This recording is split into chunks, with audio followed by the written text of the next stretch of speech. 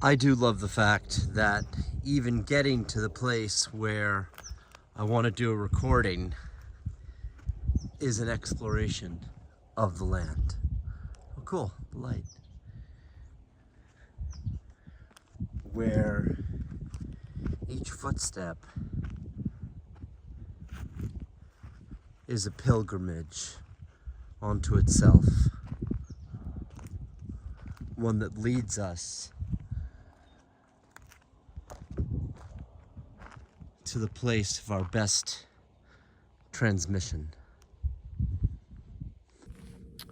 There we go. Awesome. I mean, just look at this, like the rocks, the sky, you know, it's the scene in my story. You know, this is the nature of what I've been on about in the Mythica, which is, you know, in the Hollywood, you have scenes on your story, you know, on the character's story. There's a set, there's a location, there's a series of events that happen. And those scenes are made up of real world locations and also made up locations that are blended together to create a seamless world. In the Holywood, in the real journey through the dimensions of consciousness that is the source of stories, the scenes are the actual places we arrive at. They are the locations of our quest, the real locations of our quest. And where the actual emanation of the land and our relationship to that is it's the production, you know, it's like, it's the scene for our story. So it's like me being here on this land in the action of divining where to do the video, which is itself an act of magic, which is like, you know, it's about feeling the somatic thing, navigating yourself to that place as you are feeling the transmission coming through. And that's a whole thing onto itself. But the nature of getting to these places and realizing these are the scenes of your story. And they're made of the world. They're made of the rocks, they're made of the trees, they're made of the deva of the sky. Like, you are the character in your own epic quest. And as we journey deeper into the Mythica, we see that that quest has certain principles, certain constants that are going on. One of them, of course, is that there are scenes in your story. There are places that you arrive.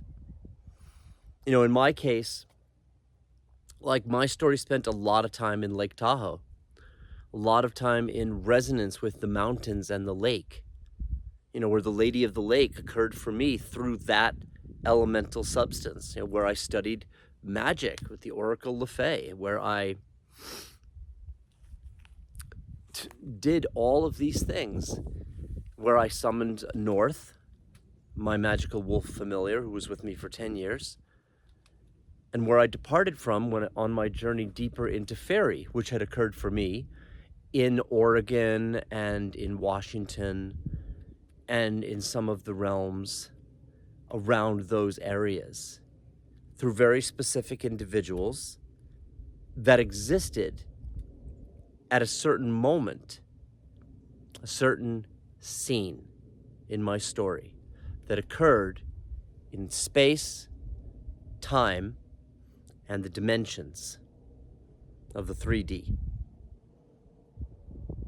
which one must understand to understand the idea of the 5D or any other D, for they relate to the dimension of life.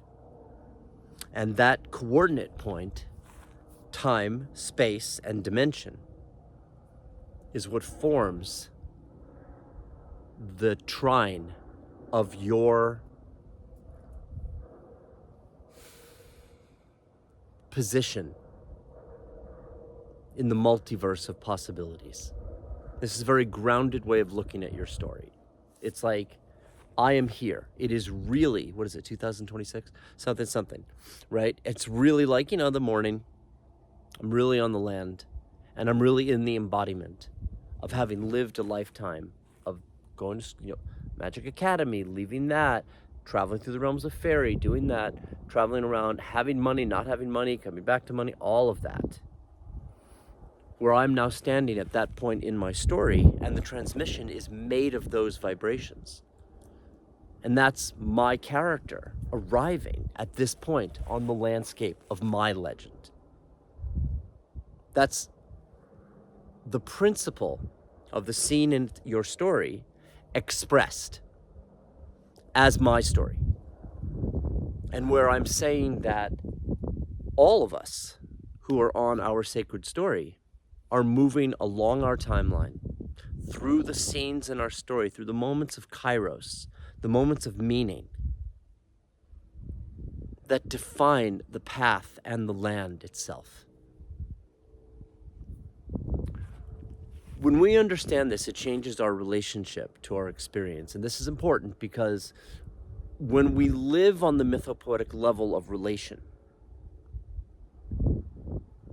when we live in the depth of that awareness, like having awareness of the land, having awareness and discrimination into the various energies that are going on throughout your sphere. When we have this, we live in the Mythica more profoundly. You know, that's where here at, you know, at the campground / disc golf course with like the Olympian, he's an Olympian to me, you know, like maybe he was in that, I don't know, he was on American Gladiators, Bernie. And with like the other like warrior priestess, you know, Carolyn Care Bear, on this court that's like devoted to the physics, to the physical, to Hercules, to all these things. This is occurring for me as a place of Olympiad excellence. Were the other magician kings arranged here in synchronicity, Nico, Nathan, others, right, are all part of something larger unfolding on the land. Now, for some people, it might just look like a bunch of people, like, you know, at a disc golf course. Is this going to keep moving in the wind? Why? Perhaps that's the cost of nature herself.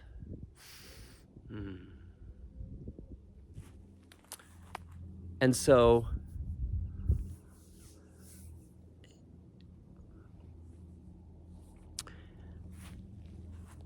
this is occurring for me on a certain level of depth because I've been living at the level of that depth.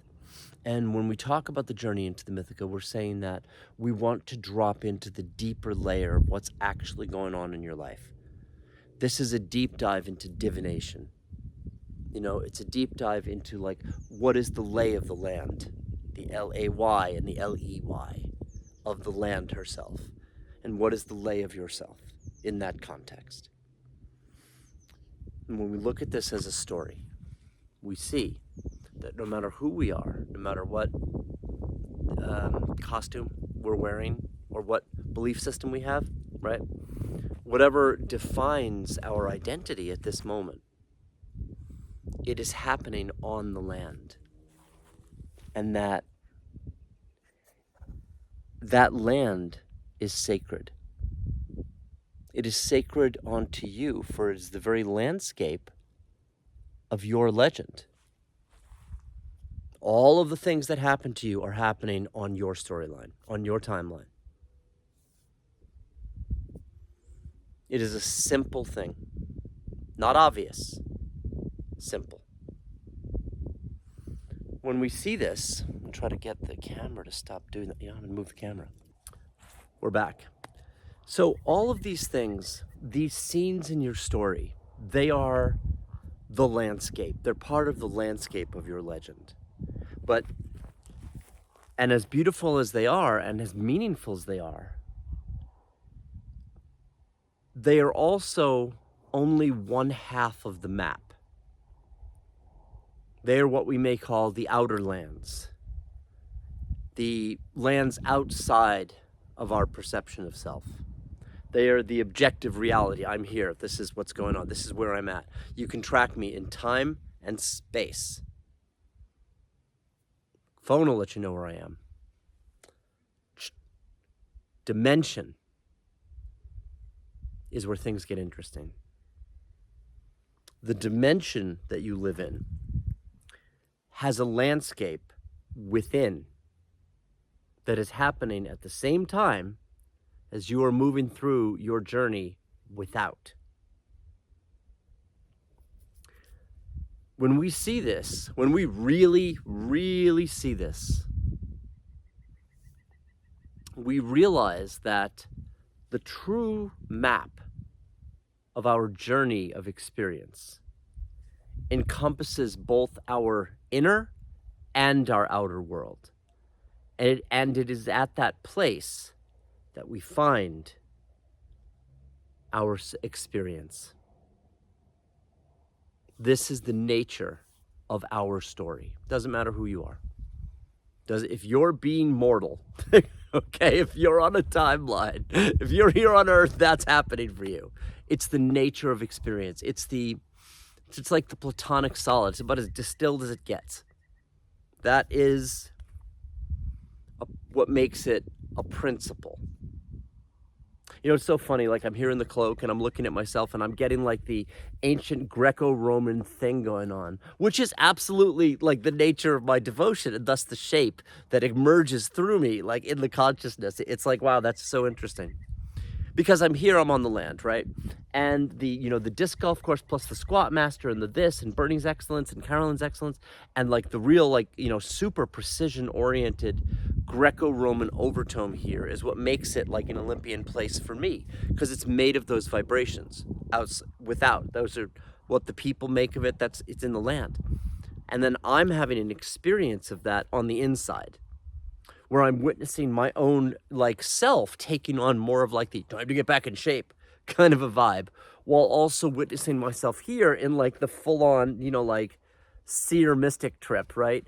And it's like the timbre, like if you look at it like a musical tone to talk about the magic, so the timbre of it, like the patina of it, like the taste of it in the field, this is what I mean by awareness, on a deep level, has that energy. It has that reincarnate, multi-incarnate, like Greco-Roman energy. It has that physical excellence kind of a vibe. It really does. And that inspires people who are here because that's what it's made of. The vibrations are there. It's influencing us. And, there's the farming and there's the high intent. There's the good family vibe. Like, this is a noble place. And it resonates with my mythos, my devotion to Calliope, Euterpe, and Terpsichore. And later in the larger context, in parallel to Saga, story herself. And where my arrival here in this scene on my story, at this point on my timeline, in this embodiment, is the flushness of my quest, where there is an outer world, a surface world, the thing that we see on the outside. Here, I'm on the land, I'm doing a video. And then there's the inner world, that which is yours. Yours. That which is like our own thing. And which has an entire landscape of your own personal feelings, sensations, compulsions, inspirations, of everything. Subconscious patterns, limiting beliefs, divine channeling, talents, trials, all of that. All of that is going on for everyone.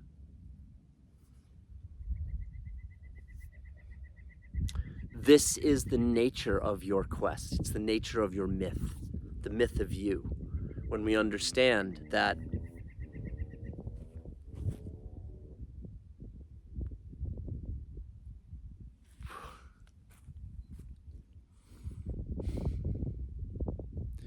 we are playing a character in this lifetime, on this landscape, with these patterns, karmas, sanskara, stuff like that.